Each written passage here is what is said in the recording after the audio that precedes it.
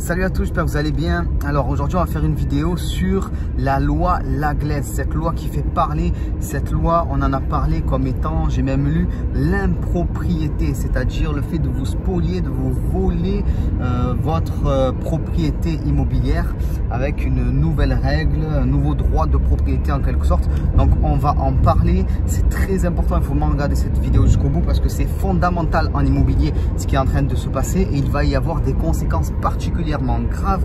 Mais avant de continuer, je tiens à vous donner l'information en avant-première. Je la donne simplement aux personnes qui sont inscrites à ma mailing list et qui regardent les réseaux sociaux. Il n'y aura pas de pub là-dessus. Je viens d'ouvrir les places de Jiri IRL 2.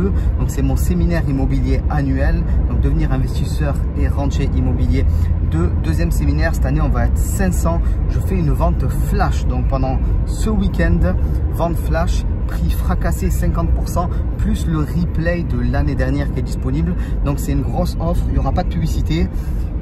Dans une quinzaine de jours, je ferai de la publicité avec les prix normaux, donc plus cher pour tout le monde. Voilà, donc ça c'est pour toutes les personnes qui me suivent. C'est le moment, si vous êtes déjà membre des formations, si vous voulez avoir un accompagnant, voilà, c'est le meilleur prix que je peux faire. Donc grosse journée où vous allez rencontrer mes associés, où on va parler d'investissement immobilier au travers de différents prismes. Évidemment, tous les modes d'exploitation, l'achat-revente, mais aussi des choses fondamentales comme le notariat, enfin beaucoup de choses. Je vous laisse regarder ça juste en dessous. C'est le séminaire immobilier de l'année qui va avoir lieu bientôt. Donc je vous laisse regarder en description et on commence tout de suite cette vidéo particulièrement importante sur la loi Laglaise.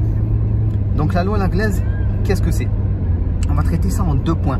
On va traiter cette loi et ses conséquences d'un point de vue fondamental, c'est particulièrement important. Et puis du point de vue de l'investisseur immobilier, donc ce que vous devez faire, ce que vous devez en penser et est-ce que c'est important ou pas pour nous. Donc première chose, qu'est-ce que c'est que cette loi? En fait, c'est un nouveau droit de propriété en quelque sorte. Si vous voulez, jusqu'à présent, quand on achète un bien immobilier, on est aussi propriétaire de ce qu'on appelle le foncier, c'est-à-dire le terrain. Même si tu achètes un immeuble, ben, tu es propriétaire d'un certain pourcentage du terrain. Si tu achètes ta maison, bon, ben, c'est encore plus évident. Tu achètes ta maison et tout le terrain qui est autour, qui est clôturé, qui est cadastré, t'appartient. Donc de fait, ta maison, si elle est démolie dans l'absolu, tu as toujours ton terrain, tu peux le vendre, tu peux éventuellement revendre ton terrain à un promoteur immobilier qui va faire un immeuble, quoi que ce soit. C'est-à-dire que tu as vraiment la propriété de ton terrain et c'est vraiment du foncier. Il y a même des gens qui font de la spéculation sur les terrains. Ils achètent un terrain, ils le gardent pendant X temps. Quand la zone se développe, qu'est-ce qu'ils font? Ils le revendent. C'est une des manières de gagner de l'argent en immobilier. D'ailleurs, qui peut poser des problèmes, mais bon, ça existe, c'est comme ça.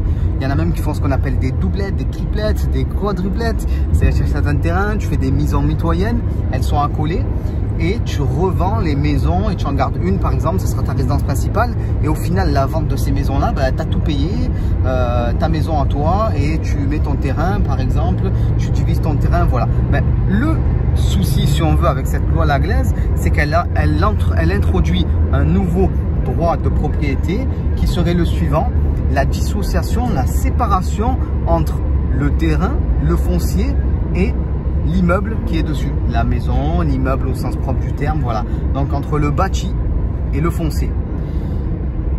Et là on voit que ça pose un problème dans l'absolu. Ça veut dire que tu n'es plus propriétaire du terrain qui est sous tes pieds. Tu es propriétaire des briques en quelque sorte.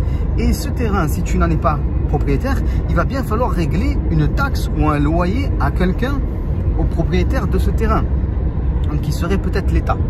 Alors quand tu entends ça, waouh, tu dis mais on me spoil, on me vole, on me spoil, on me spolie, on me vole.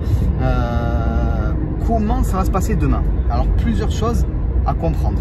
D'un point de vue fondamental, d'abord même d'un point de vue philosophique, d'un point de vue éthique, éthique du capitalisme, hein, là en l'occurrence, c'est vrai que ça pose un problème. C'est-à-dire que potentiellement un individu, un citoyen ne peut plus être propriétaire de la terre. Et ça veut dire que si on va jusqu'à l'extrême, bien sûr, ça veut dire quoi? Ça veut dire que, en fait, tu es locataire perpétuel en quelque sorte. Et ça, c'est un vrai problème. Un des fondements, je dirais même des droits de l'homme, c'est de pouvoir être propriétaire, de pouvoir jouir d'un bien, et là, en l'occurrence, de la terre. Donc, c'est vrai que c'est un gros problème. Et ça a fait jaser beaucoup de personnes. On parlait de ça sur le net. et ça se comprend. Parce que du point de vue philosophique et politique, ça pose un très gros problème. Ça, c'est une réalité. Maintenant, il faut se poser les bonnes questions. Est-ce que toi, est-ce que moi, on est des hommes politiques? Est-ce que toi, est-ce que moi, demain, on va changer la loi? Alors ouais, on va pouvoir faire des petits posts sur les réseaux sociaux, tout ça, on va pouvoir un petit peu hurler. Mais est-ce que tu penses que c'est nous qui allons pouvoir, sur notre petit temps de vie limité, faire en sorte que ça ne se passe pas comme ça, entre guillemets? Sincèrement, j'en doute. Donc maintenant, nous, en tant qu'investisseurs immobiliers, on doit décider ce qu'on fait. Est-ce qu'on pleurniche sur les réseaux sociaux ou est-ce qu'on s'adapte? Qu'est-ce qu'on fait en tant qu'investisseur immobilier? Alors, il faut bien comprendre une chose.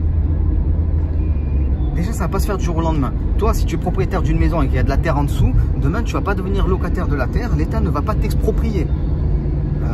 Tu vas pas être exproprié de la terre qui est en dessous de chez toi et tu vas te mettre à payer demain une taxe. Déjà qu'on paye déjà une taxe pour ça, ça s'appelle la taxe foncière. Donc la taxe pour le terrain, on la paye déjà. Donc ça va pas se passer demain. Il faut savoir aussi une autre chose très importante. Il y a beaucoup de pays, notamment des pays de l'Est. Alors des pays de l'Est de l'Europe. Moi là, je suis à Maurice. On le voit pas forcément hein, si vous connaissez pas l'île. Là, j'ai un gros trajet à faire, environ 1 heure, donc j'en profite. Moi, c'est pas vraiment à l'Est, quoique c'est un peu à l'Est aussi, mais en Europe de l'Est, et pas qu'en Europe de l'Est, en Angleterre, il y a beaucoup de pays où un droit comme celui-là existe. On appelle ça un bail emphytéotique, le fait d'être propriétaire pour une durée précise. Voilà, il y a cette possibilité-là, où il y a tout simplement le fait de ne pas du tout être propriétaire de la terre, en fait, et de payer une taxe, un loyer en quelque sorte. Donc ça existe déjà. Est-ce que tu crois que dans ces pays, il n'y a pas d'investisseurs immobiliers qui gagnent de l'argent? Oui, ils investissent juste différemment. Ça, c'est très important. Donc, premièrement, ça ne va pas se passer du jour au lendemain. Deuxièmement, on peut investir différemment. Troisièmement, dans ces pays-là, en général, donc, il y a 2 valeurs au niveau de l'achat. C'est-à-dire que il y a même des pays où c'est mixte. C'est-à-dire que tu as des propriétés où tu es vraiment propriétaire de la terre et d'autres où tu n'es pas propriétaire de la terre. Donc du coup, elles n'ont pas la même valeur. Qu'est-ce qui se passe? Ça veut dire que le prix va être différent. Et en l'occurrence, le prix de ces biens-là, si on veut, de ces propriétés-là, sont plus bas. Donc toi, tu achètes moins cher.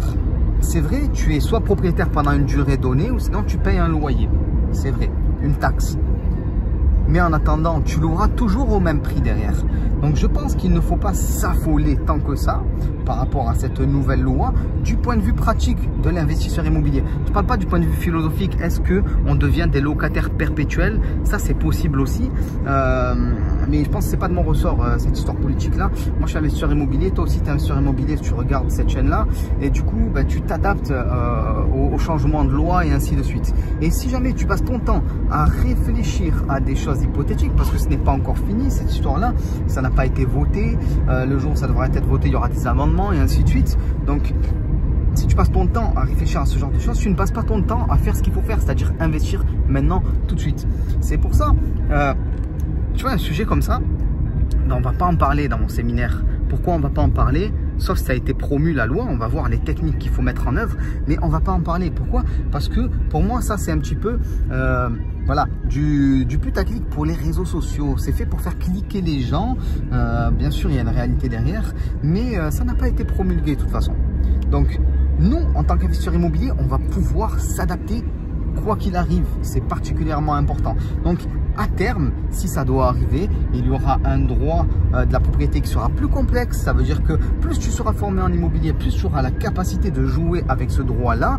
Et les personnes qui ne seront pas formées ne pourront pas jouer. Donc, en tant qu'investisseur immobilier, si tu es compétent, tu pourras gagner ta vie avec ça. Donc, en fait, il faut comprendre la complexification des choses. Si tu es quelqu'un de formé, si tu es quelqu'un d'intelligent, si tu es quelqu'un de vif, tu vas toujours pouvoir sortir ton épingle du jeu. Voilà, les choses changent, il faut savoir s'adapter, c'est particulièrement important. Donc cette loi Laglaise d'impropriété, comme j'ai pu le lire, aura un impact si elle passe. Je trouve surtout qu'elle aura un impact fondamental, notamment sur la succession, sur ce genre de choses, voilà. Mais on n'y est pas du tout.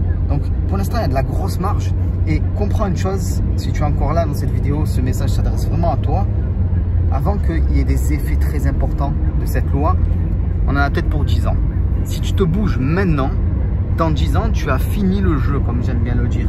Tu es rentier immobilier, tu vis de tes loyers, tu ne te poseras pas cette question. En tout cas, tu te la poseras, mais pas de la même manière. Tu ne te diras pas, merde, je risque de ne pas y arriver à cause de cette loi. Tu te diras, ça va avoir un impact sur mon business. Qu'est-ce que je fais pour faire en sorte que mon business tourne toujours aussi bien, et ainsi de suite. Mais tu auras déjà fait des centaines, voire même des millions d'euros, selon comment tu te bouges. Et du coup, voilà, pour moi ça c'est un peu du bullshit. Donc je l'ai annoncé en début de vidéo, je réouvre le séminaire Jiri IRL. Les informations sont juste en dessous. On était 250 l'année dernière, cette année on sera 500. On commence à passer un gros cap, ça va être un super séminaire. Il se déroule à Paris pour ceux qui veulent savoir. Ça a lieu bientôt, je vous laisse les informations juste en dessous et on se dit à très vite. Ciao tout le monde.